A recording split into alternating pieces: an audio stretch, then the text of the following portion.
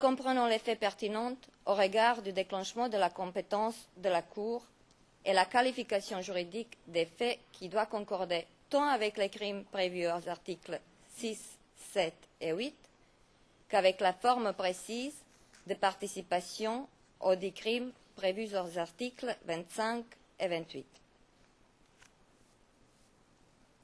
Le droit d'être informé de façon détaillée de la nature, de la cause et de la teneur des charges implique l'obligation absolue pour le procureur de produire un document clair, précis et dépourvu de toute ambiguïté.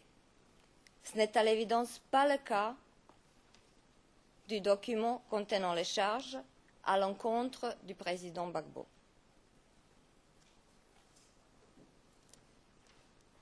Afin de souligner les incohérences et les contradictions du document contenant les charges, nous avons choisi quelques exemples qui illustrent l'imprécision et l'ambiguïté de ce document. Le flou du document contenant les charges, cadre temporel d'abord. Commençons par le cadre temporel choisi par le procureur.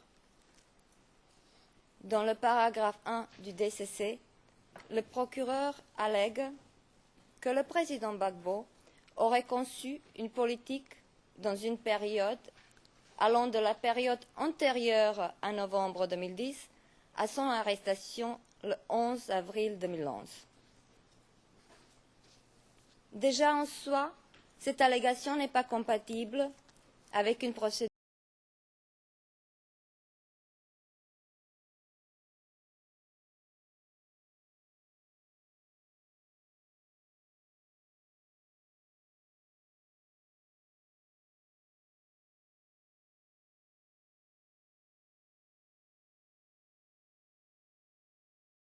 pénale équitable. Car nous ne savons pas précisément à laquelle période le procureur se réfère. En effet, la période antérieure au novembre 2010 ne veut rien dire. Cela pouvait commencer à n'importe quelle date. Est-ce l'an 2000, 2002, 2005, 2009 ou 2010?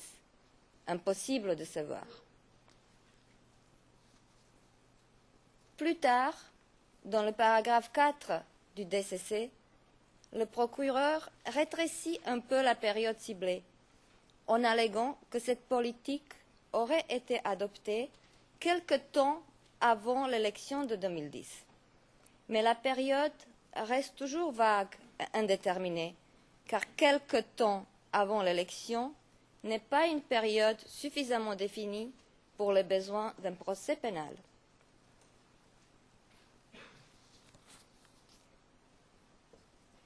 Nous avons déjà souligné, le procureur commence son exposé des faits en 2002.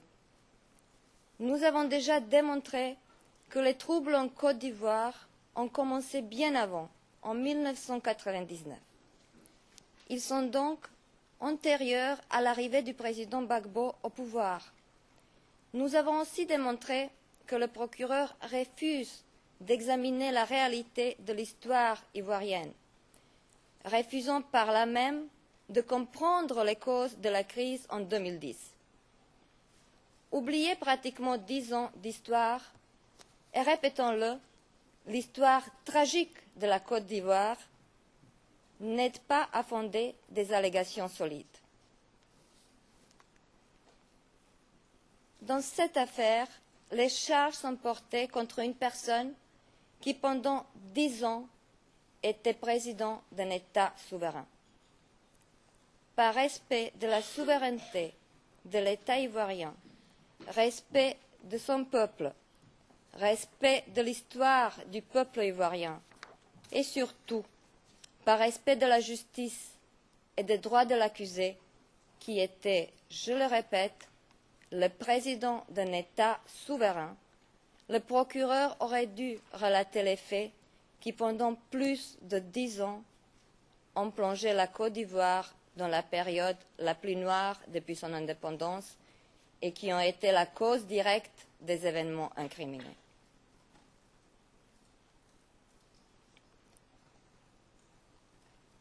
En ne choisissant que de s'attaquer au président Gbagbo, le procureur a dû occulter l'enchaînement des causes et des effets. Mais ce faisant, il a protégé ceux qui sont à l'origine des troubles. Les victimes ne sont pas identifiées. La période visée n'est pas la seule question indéterminée dans le document contenant des charges.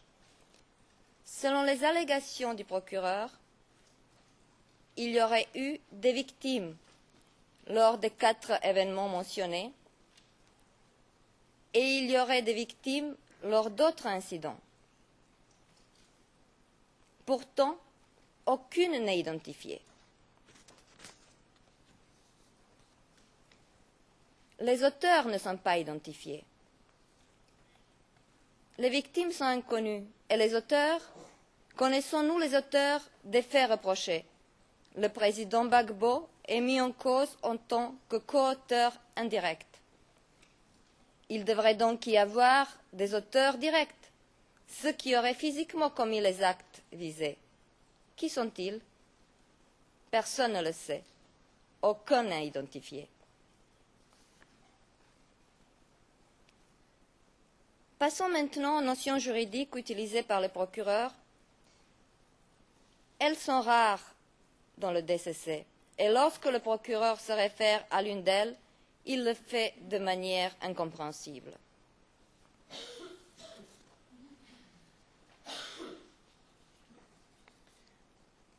Les contradictions du document contenant les charges. Voyons d'abord la question de la responsabilité.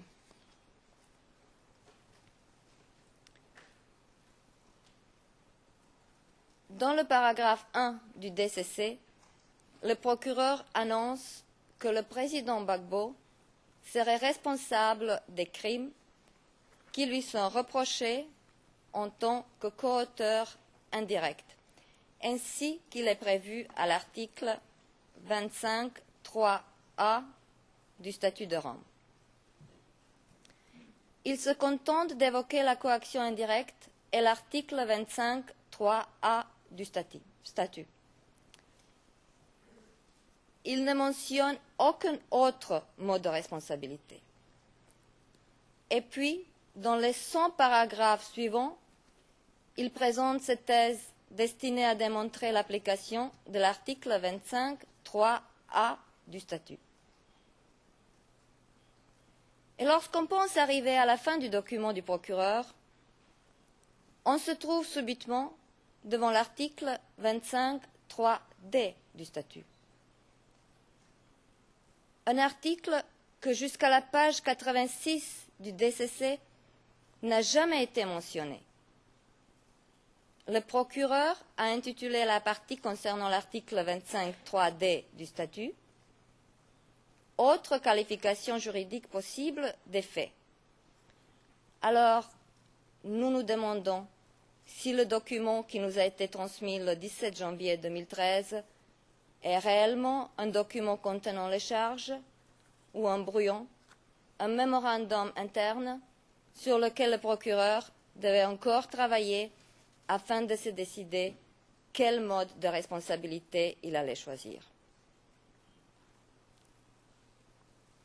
Bien entendu. Je m'excuse d'intervenir, mais je vais reprendre ce que Maître Altit a mentionné à la première audience. Il ne faut peut-être pas personnaliser le débat, mais écoutez, on fait tous un travail ici, nous sommes tous professionnels, et il est certain que le DCC de l'accusation n'est pas un brouillon. Le qualifier de tel, je crois qu'il y a des arguments juridiques plus forts qu'on peut utiliser, mais si on veut descendre à une bataille de ruelles, je suis désolé, mais je pense qu'on perd le temps de la Chambre et celle de la Cour. Je vous remercie. Merci.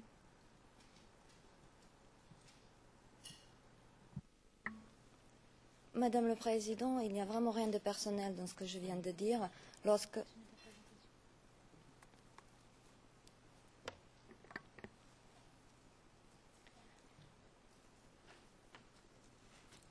Bien entendu, dans certaines circonstances et sous certaines conditions, le procureur peut présenter des charges cumulatives ou alternatives, mais encore faut-il qu'il le précise. À défaut, c'est le caractère équitable du procès qui est mis en cause. Le président Gbagbo a le droit de savoir avec précision de quoi, pourquoi et en vertu de quoi on l'accuse. Après la lecture du DCC, on n'en sait rien. Il aura fallu attendre cette audience pour que le procureur précise qu'il demande que le président Gbagbo soit renvoyé en procès sur la base de 2 modes de responsabilité. Compte rendu du 19 février, page 58. Nous y reviendrons plus tard. Autre exemple, les chefs d'accusation 4 et 8. Autre exemple de l'incohérence juridique, la manière à laquelle sont présentés les chefs d'accusation 4 et 8. La persécution constituant un crime contre l'humanité. Le procureur allègue que les crimes auraient été commis pour des motifs d'ordre politique, national, ethnique et religieux. Certes, un seul de ces motifs suffit pour constituer le crime de persécution. Si les autres éléments constitutifs de ce crime sont réunis, mais les faits reprochés à l'accusé doivent être définis avec précision et donc le motif, lorsque celui-ci est un élément constitutif du crime, doit l'être aussi.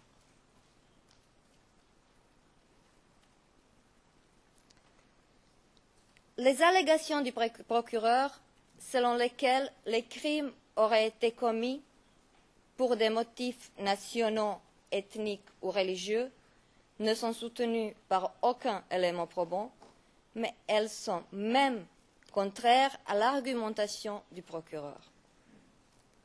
En effet, dans le paragraphe 21 du DCC, après avoir indiqué que les victimes étaient prises pour cible pour des motifs ethniques, religieux ou nationaux, le procureur précise que les membres des groupes choisis étaient ciblés car ils étaient considérés comme des partisans d'Alassane Ouattara. Il ressort du DCC du procureur que les membres de ces groupes n'étaient pas choisis en raison de leur appartenance ethnique, nationale ou religieuse, mais uniquement en raison de leurs préférences politiques. La persécution ne devrait donc s'apprécier que sous l'angle des motifs politiques. Le procureur lui-même impose une telle conclusion, d'abord dans le paragraphe 4 du DCC, lorsqu'il allègue que la politique adoptée visait à attaquer le rival politique Alassane Ouattara, ainsi que les membres du cercle politique de celui-ci, et des civils considérés comme ses partisans. Ensuite, dans le paragraphe 21, où il précise que les cibles étaient choisies car elles étaient considérées comme pro-Ouattara, et finalement dans le paragraphe 33, dans lequel il réitère l'allégation formulée dans le paragraphe 4 du DCC.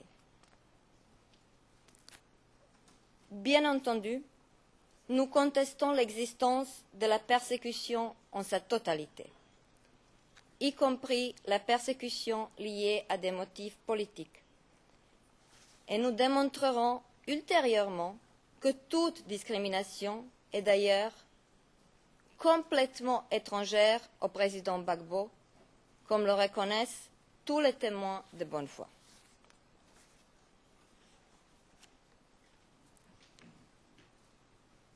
Il est probable que le procureur le sache aussi et qu'il n'a ajouté ces motifs pseudo-ethniques, nationaux et religieux que pour masquer ses accusations politiques.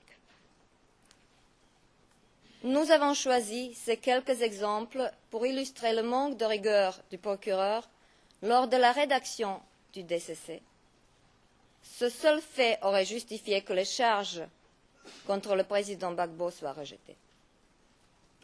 Nous démontrerons ensuite que ce manque de rigueur est également criant dans la présentation des éléments de preuve apportés par le procureur. Le défaut d'enquête. Avant de passer à l'analyse des éléments de preuve apportés par le procureur, la défense souhaite souligner qu'au terme de l'article 54.1 du statut, le procureur, pour établir la vérité, doit étendre l'enquête à tous les faits et éléments de preuve qui peuvent être utiles pour déterminer s'il y a responsabilité pénale au regard du présent statut. Et ce faisant, enquêter tant à charge qu'à décharge. Dans la présente affaire, le procureur a failli à son devoir d'enquête frappante.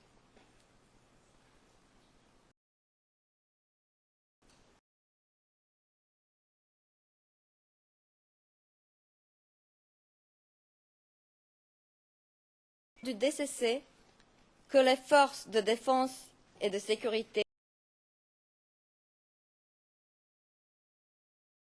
étaient impliquées dans la mise en œuvre de la politique qui a été conçue par le président Gbagbo. Comment se fait-il que nous ne disposions d'aucun ordre